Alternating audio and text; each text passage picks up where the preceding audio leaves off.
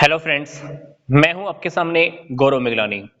हम स्टडी कर रहे हैं 12th क्लास की अकाउंटेंसी। हमारा चैप्टर कंटिन्यू चल रहा है अकाउंटिंग रेशोज का। मैंने आपको इसी वीडियो के डिस्क्रिप्शन बॉक्स में अकाउंटिंग रेशोज की एक प्लेलिस्ट दी हुई है, जिसमें आप देख सकते हैं कि कौन कौन सी वीडियोस, कौन कौन से टॉपिक्स ऑलरेडी अपलोड हो चुके हैं।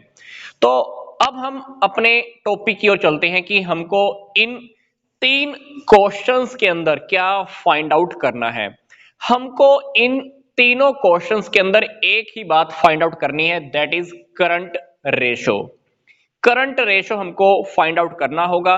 तो करंट रेशो फाइंड आउट करने के लिए सबसे पहले तो हमको फॉर्मूला पता होना चाहिए कि करंट रेशो का जो फॉर्मूला होता है वो है current assets divided by current liabilities. तो आइए अब हम इन तीनों क्वेश्चंस को एक एक करके सोल्व कर लेते हैं। तो जो सबसे पहला क्वेश्चन है उसमें हमें वर्किंग कैपिटल दी हुई है, that is 45,000। Total debts 1 lakh, long term debts that is 70,000। हमको इस स्टेटमेंट के बिहाफ पर करंट रेशो आइडेंटिफाई करना है। तो मैं आपको एक बात फिर से रिपीट कर रहा हूं, जो बात मैं आपको पीछे वाली वीडियोस में भी बोलता आया हूं कि कुछ भी आपको निकालने के लिए कहा जाए तो सबसे पहले हमको उस फॉर्मूले को लिख लेना है जो आपको निकालने के लिए कहा जा रहा है। इस क्वेश्चन में हमको करंट रेशो निकालना है, तो हमने करंट रेशो का फॉर्मूला लिख लिया। अब करंट रेशो को निकालने के लिए हमें क्या क्या चाहिए? पहली बात, हमको करंट एसेट चाहिए, फिर हमको करंट लायबिलिटीज चाहिए। अब इस क्वेश्चन में ना तो हमारे पास करंट एसेट्स गिवन है, ना करंट लायबिलिटीज गिवन है, पर कुछ ना कुछ ऐसा है जिसके बिहाफ पर हम करंट एसेट्स और करंट लायबिलिटीज दोनों को निकाल सकते हैं और जिसके बाद हमारा करंट रेशो हम निकाल पाएंगे। तो सबसे पहले हमारा एफर्ट रहेगा अब इन दोनों टर्म्स के बेस पर हम करंट लायबिलिटीज को निकाल पाए, क्योंकि हमको टोटल लायबिलिटीज 1 लाख दी हुई है। उसमें से अगर हम लॉन्ग टर्म लायबिलिटीज को माइनस कर दें, मतलब 70,000 को अगर 1 लाख में से हटा दें, तो हमारे पास करंट लायबिलिटीज कितना आ जाएगा? 30,000 रुपए। क्योंकि हमारे पास देखिए टोटल लायबिलिटीज दी हुई हैं। टोटल लायबिलिटीज में से अगर मैं लॉन्ग टर्म लायबिलिटीज को हटा देता हूं तो बाकी का क्या रह जाएगा? बाकी रह जाएगा करंट लायबिलिटीज। तो इस क्वेश्चन के अकॉर्डिंग हमारे पास करंट लायबिलिटीज हमको मिल चुकी हैं।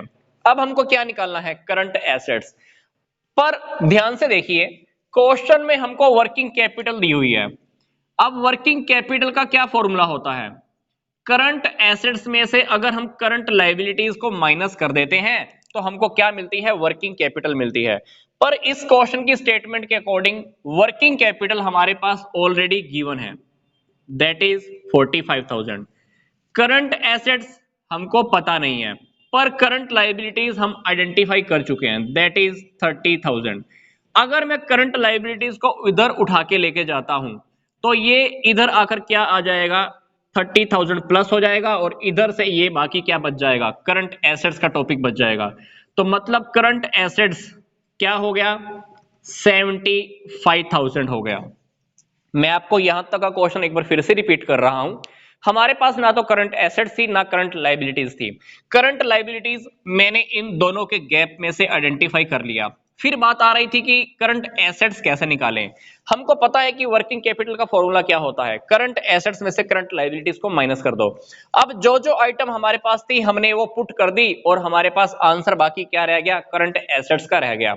तो वर्किंग कैपिटल हमारे पास गिवन थी, करंट लायबिलिटीज हमने इधर लाकर इसको प्लस में कर दिया है, तो बाकी का क्या रह गया? करंट एसेट्स रह गया है, दैट इज 75,000। अब करंट एसेट्स हमारे पास आ चुकी है, करंट लायबिलिटीज भी हमारे पास आ चुकी हैं। तो ये हमारे पास करंट एसेट्स 75,000, करंट लायबिलिटीज 30,000। तो आप क्या कीजिए? माइनस कर दीजिए। अगर आप इसको कट करेंगे तो हमको ये मिल जाएगा 2.5:1। मतलब पहले क्वेश्चन का जो आंसर है हमारा वो है 2.5:1। क्वेश्चन बहुत सिंपल है। मैं आपको एक बात फिर से बोल रहा हूं, सबसे पहले हमको फॉर्मूला लिख लेना चाहिए ताकि हमको हमारा टारगेट पता चल जाए। टारगेट क्या था? करंट एसेट्स और करंट लायबिलिटीज को फाइंड आउट करना। वो हमने किसी भी तरीके से निकाला। यहां पर अमाउंट इक्वेशन को मैंने पुट किया और आंसर हमारे सामने आ गया 2.5:1। तो आइए अब हम इसी तरह से सेकंड इक्वेशन को सोल्व करते हैं। सेकंड इक्वेशन को देखिए, हमारे पास क्या क्या गिवन है। सेकंड इक्वेशन के अकॉर्डिंग हमारे पास वर्किंग कैपिटल गिवन है, ट्रेड पेबल्स गिवन है। ट्रेड पेबल्स के अलावा हमको बोला गया है कि अदर करंट लायबिलिटीज भी हैं, दैट इज 20,000। मतलब ये भी करंट लायबिलिटीज होती हैं, पर इन करंट लायबिलिटीज के अलावा भी हमारे पास करंट लायबिलिटीज गिवन है, दैट इज 20,000। मतलब ये टोटल क्या हुआ, ये टोटल 2 लाख रुपए हमारे पास करंट लायबिलिटीज हुआ, क्योंकि करंट लायबिलिटीज तो टोटल ऑफ करंट लायबिलिटीज होती है। करंट लायबिलिटीज के अंदर ट्रेड पेबल्स भी आते हैं और अदर करंट लायबिलिटीज भी आने वाली है। इसलिए मैंने इन दोनों करंट लायबिलिटीज को टोटल करके ये टोटल करंट लायबिलिटी मैंने फाइंड आउट कर दी है, दैट इज 2 लाख। 2 लाख हमारे पास करंट लायबिलिटी आ चुकी है। अब क्वेश्चन हमारे पास पहले वाले क्वेश्चन की तरह ही पहुंच चुका है। हमारे पास वर्किंग कैपिटल का formula current assets minus current liabilities. Working capital हमारे पास क्वेश्चन में गिवन है, that is 6 lakh. Current assets हमको पता नहीं है, पर करंट लायबिलिटीज हमको पता है। कितनी आ गई, 2 लाख। तो हमको क्या करना है, करंट एसेट्स को निकालने के लिए ये यही रखा रहेगा। 2 लाख को आप इधर उठा के ले जाइए, तो 6 लाख के अंदर आप 2 लाख जैसे ही ऐड करोगे तो हमारे पास 8 लाख रुपए की करंट एसेट्स आ जाएंगी।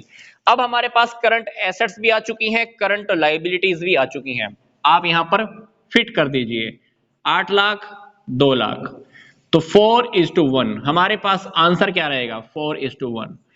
That is a very simple. हमने इस क्वेश्चन को भी पीछे वाले क्वेश्चन की तरह ही किया है। वर्किंग कैपिटल का फॉर्मूला लिखा, जो जो अवेलेबल था फिट कर दिया, करंट एसेट्स निकाली, करंट एसेट्स को यहां पे रखा, करंट लायबिलिटीज हम ऑलरेडी निकाल चुके थे, आंसर हमारे पास आ गया 4:1। तो चलिए अब हम थर्ड क्वेश्चन की ओर चलते हैं। थर्ड क्वेश्चन के अंदर हमारे पास ऑलरेडी वर्किंग कैपिटल गिवन है, दैट इज 6,30,000, 6,30,000। करंट एसेट्स हमारे पास है 8,40,000। हमारे पास इन्वेंट्री दिया हुआ है 4 लाख, जिसके अंदर 1,05,000 रुपए के हमारे पास लूज टूल्स हैं। 1,05,000 रुपए के loose tools. Inventories already current assets का पार्ट होता है, ये बात हमको पता है। मतलब ये जो करंट एसेट्स हमको गिवन है 8,40,000 रुपए, इसके अंदर इन्वेंट्री भी मिक्स है 4 लाख रुपए का, और इस इन्वेंट्री के अंदर 1,05,000 रुपए के लूज टूल्स भी अवेलेबल है। और एक बात हमने कल सीखी थी, करंट रेशो निकालते हुए हमको जो करंट एसेट्स लिखनी होती हैं, उस करंट एसेट्स के अंदर जो हम इन्वेंट्री यूज करते हैं, उस इन्वेंट्री के अंदर हमारे पास लूज टूल्स, स्पेयर्स, स्टोर्स, ये 3 चीजें नहीं होनी चाहिए। तो डेफिनेटली जब हम रेशो को निकालेंगे तो हमें लूज टूल्स को हटाना होगा। तो पर इस टॉपिक पर पहुंचने से पहले हम वर्किंग कैपिटल और करंट एसेट्स की हेल्प से क्या करते हैं, सबसे पहले हम करंट लायबिलिटीज निकाल लेते हैं। हमारे पास क्वेश्चन में पहले वाले क्वेश्चन की तरह वर्किंग कैपिटल गिवन है, करंट एसेट्स हमारे पास है, करंट लायबिलिटीज हमको पता नहीं है।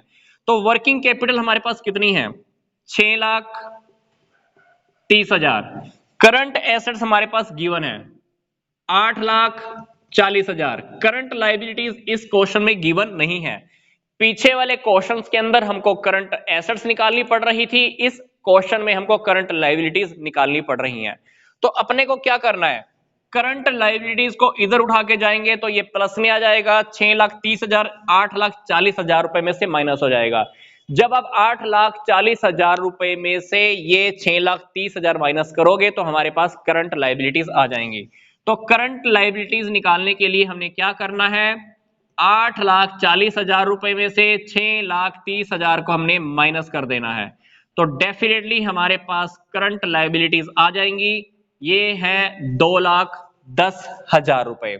अब इस क्वेश्चन की सिचुएशन के अकॉर्डिंग हमारे पास करंट एसेट्स भी गिवन है, करंट एसेट्स है 8,40,000, करंट लायबिलिटीज भी हमारे पास आ चुकी है, दैट इज 2,10,000। पर मैं आपको एक बात फिर से बताने जा रहा हूं कि हमको करंट एसेट्स के अंदर जो इन्वेंट्रीज मिला हुआ है 4 लाख रुपए, इस 4 लाख रुपए में से 1.5 लाख रुपए का लूज टूल्स हमको हटाना होगा। मतलब 1,05,000 रुपए के लूज टूल्स को मुझे करंट एसेट्स में से हटाना होगा। मेरे को क्या चाहिए, अब एग्जैक्ट करंट एसेट चाहिए। टोटल करंट एसेट्स कितनी हैं, 8,40,000। इसमें से मैं 1,05,000 रुपए के लूज टूल्स को हटा देता हूं।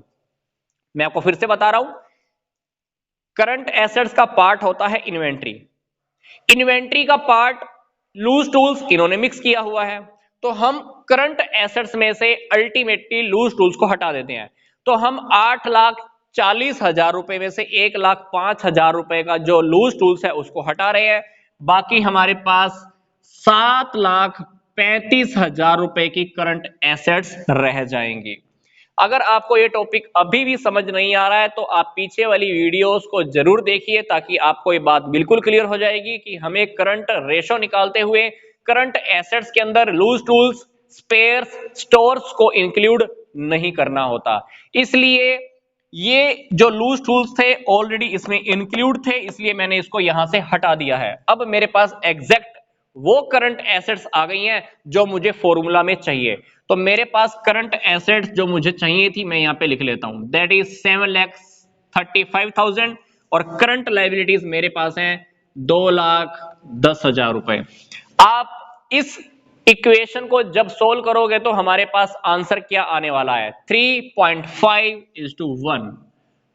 3.5:1 आप इसको सोल्व करके देख लीजिएगा। हमारे पास आंसर जो करंट रेशो आने वाला है दैट इज 3.5:1। बहुत छोटी छोटी बातें हैं जो मैं आपको पीछे वाली वीडियोस में ऑलरेडी क्लियर कर चुका हूं। आपसे मैं पहले ही रिक्वेस्ट कर चुका हूं और अब भी बोल रहा हूं, पीछे वाली वीडियोस आप एक बार जरूर देख लीजिए ताकि आप आने वाली वीडियोस को भी बहुत अच्छे से समझ पाएंगे। तो मिलता हूं अब मैं आपको नेक्स्ट वीडियो में, कुछ और प्रैक्टिकल क्वेश्चंस हम डिस्कस करेंगे। तो यहां तक का वीडियो देखने के लिए आपका धन्यवाद।